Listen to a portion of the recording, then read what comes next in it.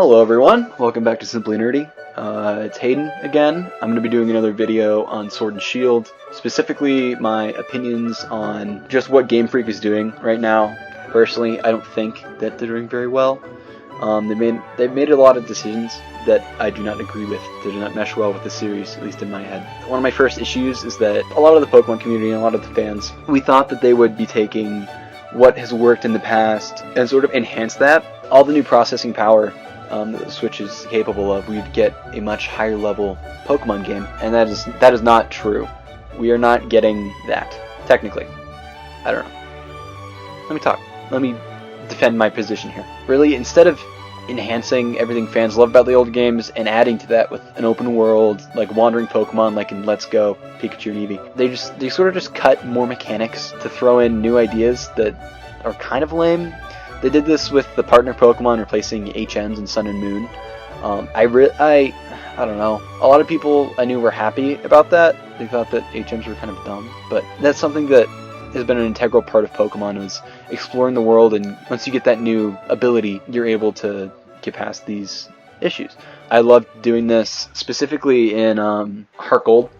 That was my first Pokemon game, and I remember when I got Rock Climb, it was one of my favorite things, was to go to the caves on the left of the map of Cianwood City. It was really cool to be able to hop on my Pokemon and ride them up and down, and I loved using Surf that way. And I think that when they got rid of that in Sun and Moon, it took a lot out of the series for me. I didn't like that. So how Game Freak handled cutting Pokemon was a really bad decision. I personally think that in future games you can't have 800 plus Pokemon. That is a ridiculous amount.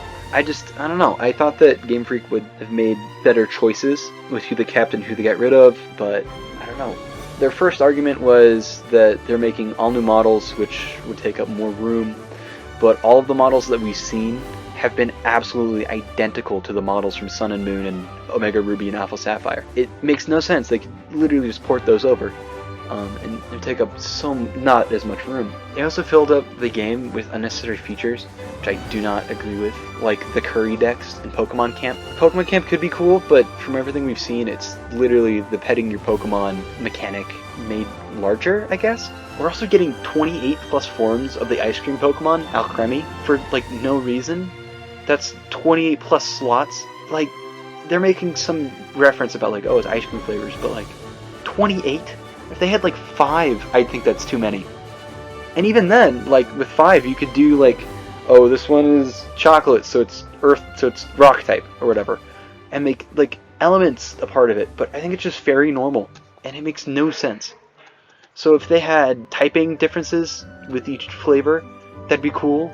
But as far for everything we've seen, that's not the case. It's 28, way too many. So, honestly, from this game, I know the community was expecting a lot. Cutting Pokemon, they didn't handle that well. I don't understand who thought, like, okay, so we need to make more room in the new Pokemon game, because Switch cartridges aren't as powerful, even though they can handle The Witcher 3 at 720p docked. Okay, so we can't handle all of those Pokemon, it's crazy. So let's just cut out, like, all of the starter Pokemon, except for Charmander, because Charmander is the face of the company, other than Pikachu. So let's cut out all the starter Pokemon, a lot of the fan favorites, and keep stuff like Conkeldurr and Girder, and toss in like food-eating minigames with the Curry Dex. It's dumb. I don't understand how they made such an oversight.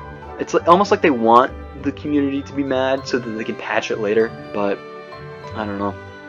All we wanted was like an open world game, to see all the fan favorite Pokemon wander the world and interact with each other, and like a return to higher level of difficulty.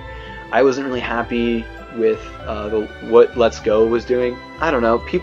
I've had a lot of people tell me like, oh, it's a kid's game. It's for little kids. Stop being a man baby.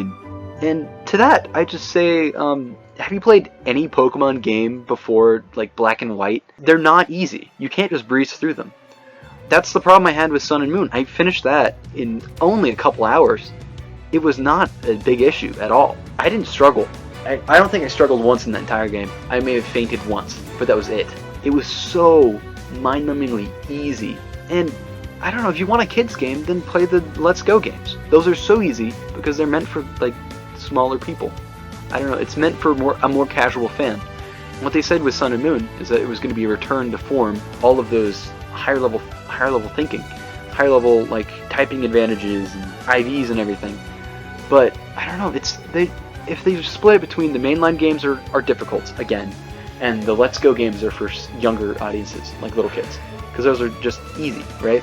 That'd be a good answer. But instead, they're just dumbing down all of the mainline games. And that just leaves anyone who wants a real challenge to play a Nuzlocke run or download a ROM hack or something. And with both of those options, it just pushes away potential customers, which is a terrible idea on their part. If they just listened to the fans just a tiny bit, if they'd seen some of the concept art that I've seen on Reddit over the years, they would make so much money. Just so much money. But it's almost like they don't want to make money on this one. So I'm going to be reviewing Sword and Shield a couple weeks from now. So please stay tuned and keep it nerdy.